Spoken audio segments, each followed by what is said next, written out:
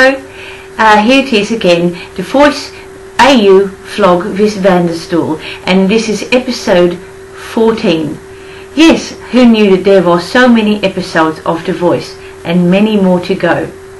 So, we started this time with something that's called the showdowns. And so what happens now is each person has to come out and sing a solo song, okay?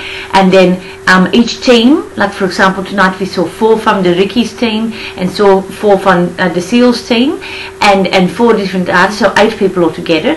And then what happens is apparently we have to vote or something, and I'll be writing mine in the mail and sending it to them because I know that is important to get involved and I like to have my say. So I'm going to vote we have to vote for whoever we think is the strongest from each team, and then the people from the coaches, they get to also pick one. So 2 of them from each team are going to go away. So it's exciting stuff. So today we started with Simon Melly. He's the rock singer with the big lots of hair, and I think a lot of people probably think that I don't like him because he's very loud, but it's not belting what he does. It's interesting, it's different, it's screaming, and screaming is very different, and I really like it. I loved what he did. Well done, Simon. Imogen was next. She's the very Celtic kind of lady with the long hair. Now she was in rehearsal with Ricky, and he said to her, I think that maybe we have to do some scales with you. And I did think to myself as she was doing the scales, and she wasn't hitting all the notes on the scales, I was thinking this is called the Voice of Australia.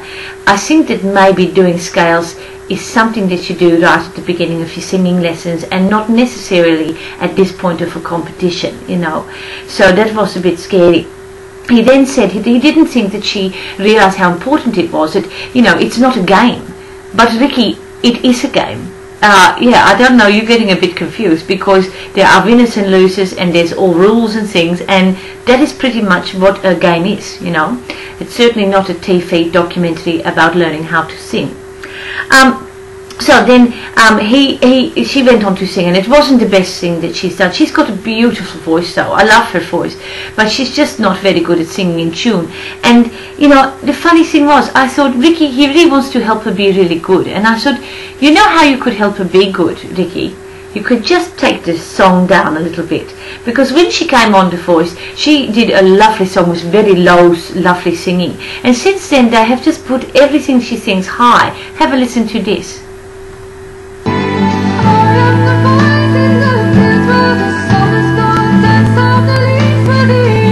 Very high.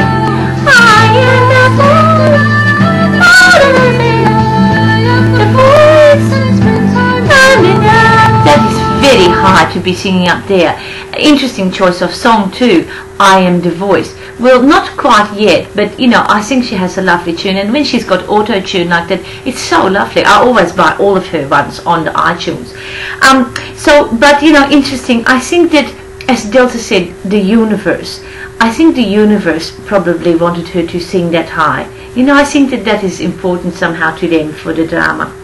So Nick Kingswell, he was next. He did very good. He did another move that I didn't cover on my last vlog. He did slappy hands, you know, with the audience, which is when you go like real rock star and you slap all the hands as you go past them like that, you know, and slap, slap, slap of all the people. Try and get as many as possible. I think that is the game. So he did that, made him really look like a rock star, which was great. Then we had Miss Murphy, and I got a bit confused with that bit too, because Seal said to her, or not Seal, Ricky said to her, you know, when did you meet Miss Murphy, you know? And I don't really understand, because I thought she was Miss Murphy. So that was a very confusing bit, but I did some research because I'm a professional, and I found out that actually you go to The Voice and you click on her profile, it actually comes up with her name, which is Karen. So that's interesting. Okay, then we had Michelle. I loved Michelle, and I like to show you the little photo here, because Michelle, she was such a professional, very good. But as you can see here, it does look a little bit like she's giving the finger like that, but that's not actually what she's doing. She was doing the move that I showed you guys the other day. She was doing the no wire coat hangers ever, but very quickly, so you can't really see it there, but that was part of it. She was caught like that. That was where I caught her in the picture. So good on you, Michelle, for using that, because I thought your performance was so spotless. the lovely Alex came on. I always buy his tunes on iTunes too, because it's soft and lovely, and I like to listen to that kind of music when I'm doing the washing up, you know. And it's so lovely. He did a lovely one, and the Seal said to him, I think it was the Seal, he said, you know, sing it. You know, they talked a little about him being a bit fat, you know, and Seal said, you know, to him, sing the song, because it was the sound of silence. Sing it for the people who don't get heard, you know. And he was talking about fat people, you know, that the fat people don't usually get heard singing. You know, they get heard in comedies because, you know, it's funny, but otherwise, you know, they don't get the chance. And I think that was really profound, I thought, from the Seal. And good on you, Alex, because he comes from Canberra, and Peter and I, we used to live there originally as well, so he's one of my favourites. Hannah Darling, she again didn't, you know, really get there this time. It was difficult, you know, and funny enough, I find I'm really influencing The Voice now. They're really listening to me, because I think you might all remember that I pointed out in episode 11 that Seal saved her and said everyone should go home a winner, and I thought it was important for her not to be hurting on stage like that, because she was crying when she got cut, you know. And so I said, anyway, after that, he then said on the television, he said, I didn't save her because I felt sorry for her. I saved her because she had something to offer. So I think he was sort of saying that to me, to say, hey, stop picking on me or whatever, you know. But interesting that he's, you know, kind of coming back to me now with things. Anyway, unfortunately, yeah, Hannah, the biggest save I thought that he did off the night was when he had a little chat to her afterwards, and he said to her, she said, I'm sorry, and he said, you don't have to ever apologize. You tried your best, you know. And she said, no, I didn't. And then he was going, yes, but didn't you do your best? And she said, no, not really. And he had to really save that conversation, you know, for the television. So, I mean, he did really try to work out very hard with her. And, you know, great artist, and she is a fantastic artist, Hannah, but, you know, I don't think that's a thing that, you know, TV is not really a place for an artist, you know. It's a really difficult thing.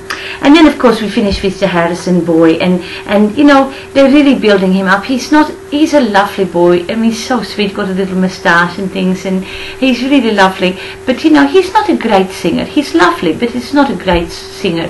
They gave him a song with about 4 notes or something in it, and he did it lovely. But you know, they're really building him up, and I think that is difficult. But I have to say, it was very exciting to see that his stutter is almost all gone now. So you know, that is the magic of The Voice, you know. So they're doing something right. But I'd like to just finish with one more last little thought, which was, I thinking still about Stitchell from last week, and why are they not really famous? Because they're so fantastic, you know, Stitchell.